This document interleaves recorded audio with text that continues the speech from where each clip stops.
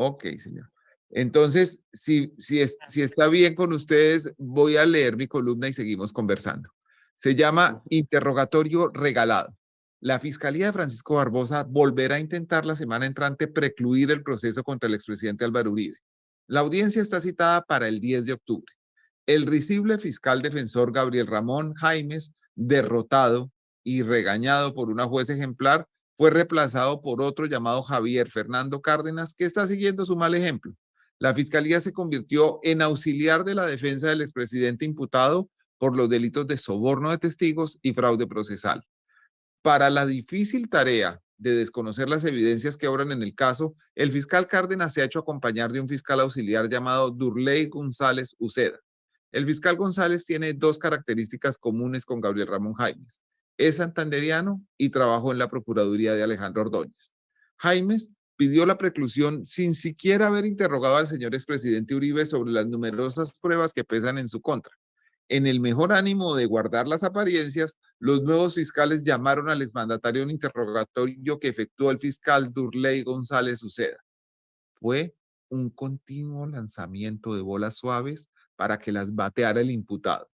En los años que llevo leyendo expedientes y siguiendo audiencias judiciales, jamás había visto una diligencia tan ausente de carácter y rigor por parte de un fiscal, una muestra de apocamiento y salamería de quien debía actuar como investigador.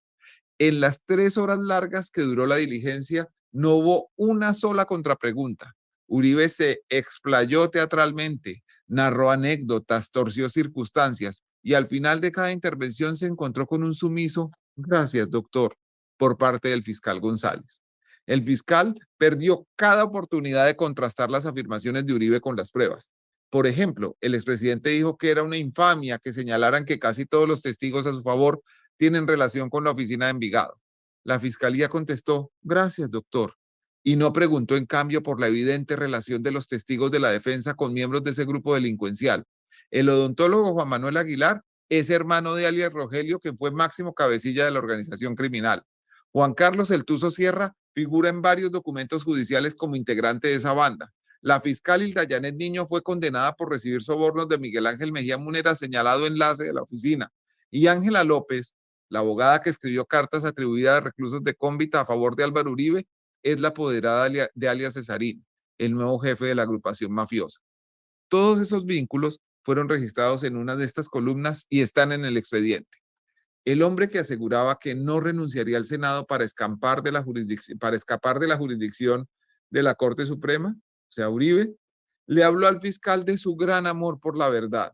Sin sonrojarse, sostuvo que el dinero que el autodenominado abogánster Diego Cadena le entregó al testigo Carlos Enrique Vélez era simplemente una ayuda humanitaria incomprendida.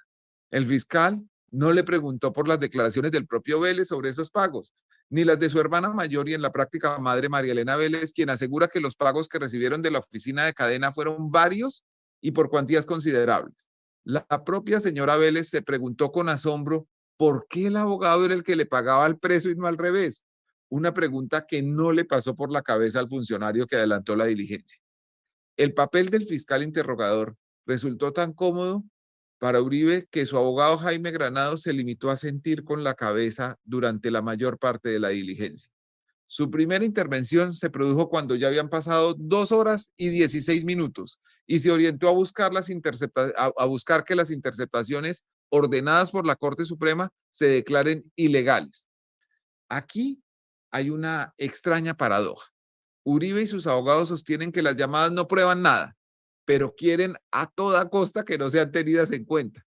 Con ese propósito pretenden decir que Diego Cadena era apoderado en el proceso de Álvaro Uribe adelantado por la Corte Suprema de Justicia, condición que nunca tuvo. ¿Para qué? Para que esas comunicaciones queden cubiertas bajo el privilegio del cliente-abogado, de la relación cliente-abogado.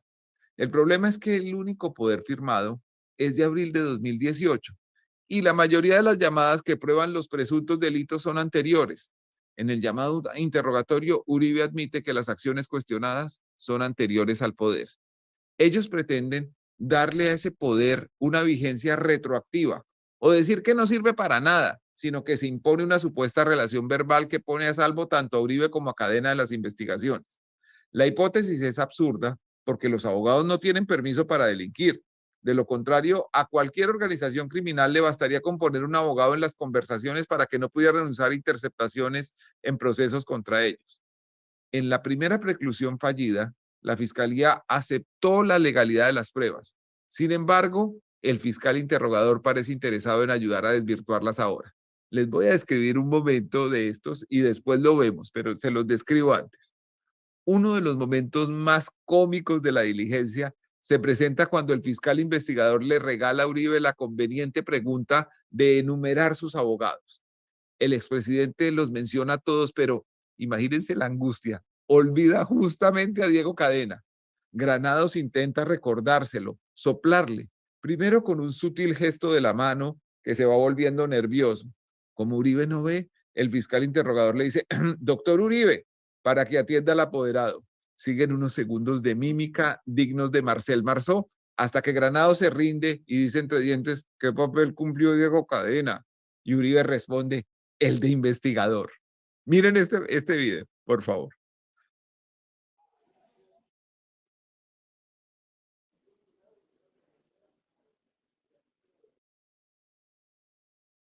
Por favor, mencionar los nombres de sus abogados. Pues fundamentalmente han estado los doctores Jaime Granados y Jaime Lombana, como el de 2008. Son mucho tiempo. Han sufrido mucho, han sido muy abnegados. Juan Felipe se gastó la juventud defendiéndonos a mi hermano y a mí.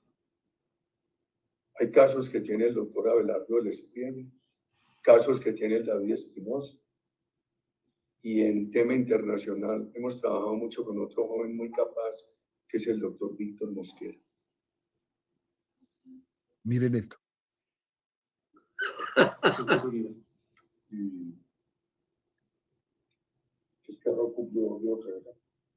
El de investigador. Un verdadero fiscal habría tenido que preguntar en ese momento por la diferencia entre investigador y abogado, pero este no era en realidad un interrogatorio, sino una prueba más del terrible vasallaje de la actual fiscalía frente al poder. Qué horror. Esta columna. Increíble. Absurdo. Increíble. Sí, es cómico y es triste al mismo tiempo, sí. Es trágico y es cómico, sí.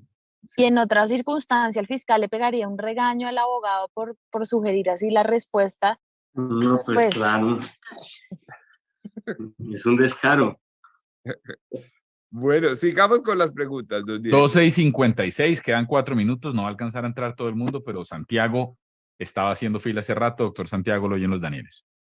Muy buenas tardes, muchas gracias por la acogida desde Houston, Texas. Antes, desde el sur de California, durante 20 años, he seguido a Daniel Samper desde que está a Daniel Coronel desde que está en el noticiero Krypton, a Daniel Samper desde que escribía la columna Postre Notas, no el libro, la columna, a Daniel Samper Ospina desde que llamaba Ramoncito en un programa de televisión, a Ana Bejarano desde que su papá celebraba su nacimiento en las columnas de El País, y pues estoy feliz de haberlo seguido permanentemente y de haber tenido la oportunidad de adherirme a lo poco no abyecto del periodismo colombiano.